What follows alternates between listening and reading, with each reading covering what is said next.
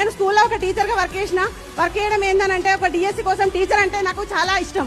ఆ teacher job రాకపోవడంతో చాలా బాధతో ఉండడం, మా సార్ నాకు చాలా రకాల హెల్ప్ చేసిండు. అయినా కూడా జాబ్ అన్నది అనుకోలేకపోయినా ఇక్కడ మాత్రం నేను ఇలాంటి ఇంతమందిలో రికగ్నైజేషన్ తీసుకుంటున్నా అంటే చాలా హ్యాపీగా ఉంది నాకు. అది ఎంతో ఎక్సైట్మెంట్తో ఉన్నా.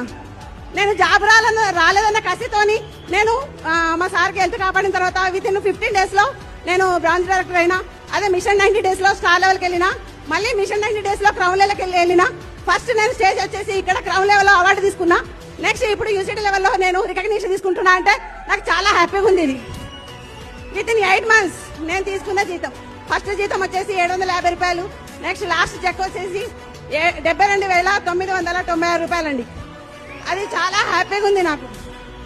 ఎందుకంటే ఇలాంటి అవకాశము చాలా మందికి ఉంది. మీరు కూడా ఇలాంటి డిసిషన్ తీసుకుంటే అందరి జీవితాలు పూలబాటగా మారుస్తున్నా మన ఎస్పీ బాలి సార్కి థ్యాంక్ఫుల్ గా ఉండొచ్చు. Thank you very much. ఎందుకంటే మన జీవితాలను ఇంత మంచి పూలబాటలో మారుస్తున్న సార్ వాళ్ళకి, మన విన్నింగ్ టీమ్ సిస్టానికి గ్రేట్ ఆపర్చునిటీ ఇస్తున్నా అందరికీ thank you very much. Thank you sir, నాకు ఇలాంటి అవకాశం తీసుకున్నందుకు.